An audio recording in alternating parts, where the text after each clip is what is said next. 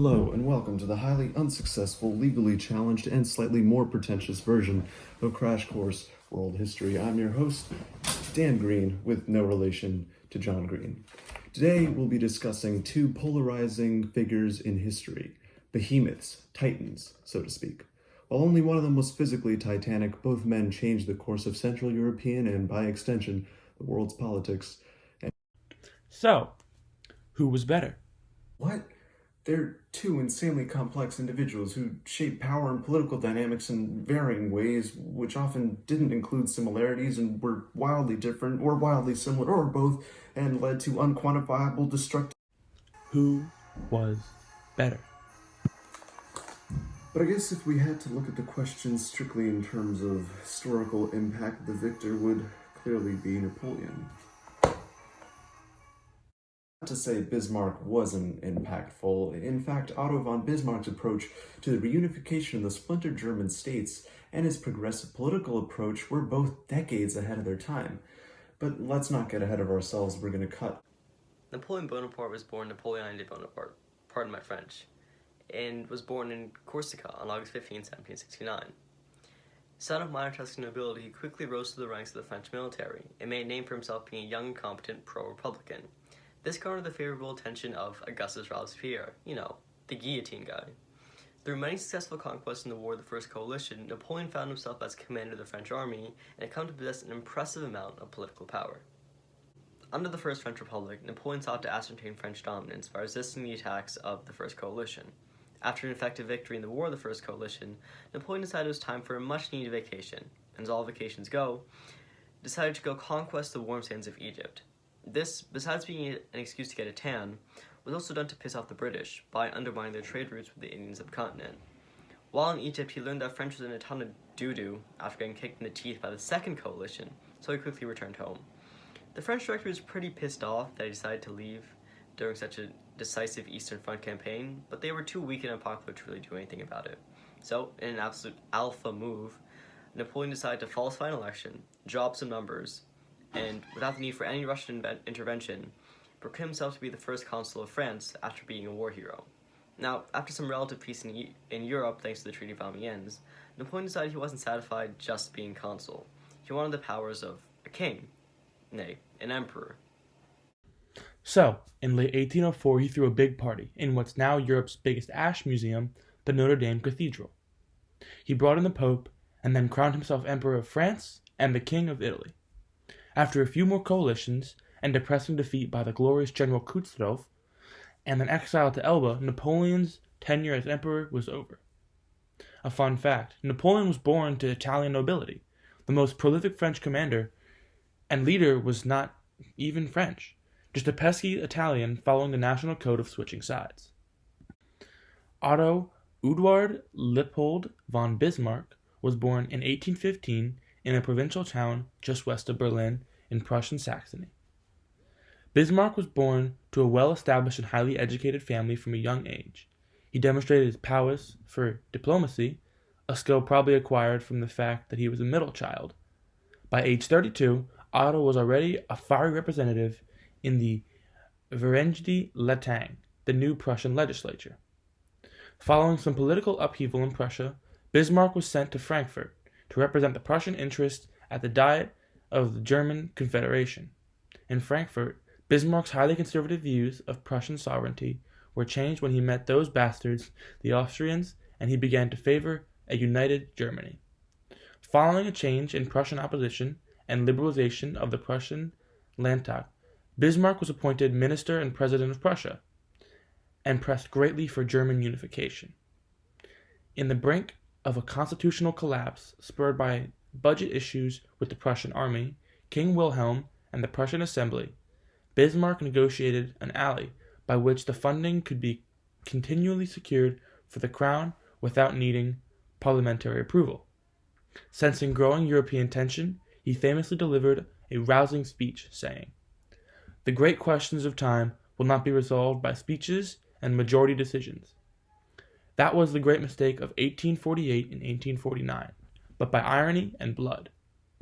Bismarck's greatest project was to position Prussia as the preeminent German power and to outpace the Austro-Hungarians. After a moral victory over Denmark, Bismarck began to position himself to attack the Austrians. Securing valuable alliances which allowed for an offensive without the intervention of the great European powers, Bismarck and Helmuth von Moltke the Elder won a decisive war against the Austrians.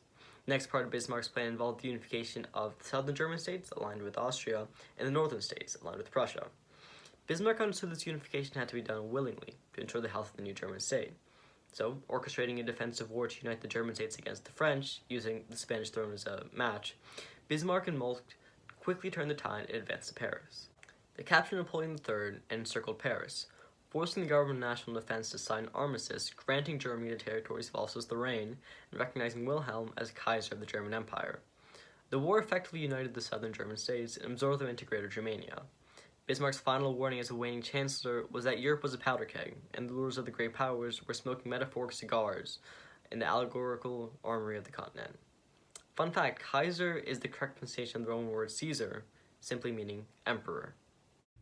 So how does our beloved 6-foot hunk of German glory stack up against the shorty on the horsey? For starters, both Bismarck and Napoleon were staunch nationalists whose views changed dramatically throughout the course of their careers. Napoleon was born to nobility, but was raised a Republican who disliked the crown and aligned himself with Robespierre's theories for a monarchy-free France. However, as time progressed, Napoleon came to view himself as being the ultimate monarch, and that being the only means by which he could succeed and assure absolute implementation of power. Likewise, Bismarck was raised a staunch supporter of the crown, and an ultra-conservative who believed in divine mandates for rulers, but throughout his life came to value the dynamics of the republican systems. Both Bismarck and Napoleon sought to position their nations as the preeminent powers of Europe, and through both their conquests they changed the dynamics of Central European politics. Comparing them as equals, though, is very difficult because where Napoleon succeeded militaristically, Bismarck succeeded as a politician, diplomat, and strategist. However, coherently, both men acted out of nationalistic interest to strengthen their nations. Domestically, both men's reforms were highly progressive for the time period. The Napoleonic Code saw a readaptation of Catholicism as the official religion of the French Republic, but notably was reconfigured to allow for unprecedented and broad religious freedoms for groups such as the Jews and for Muslims.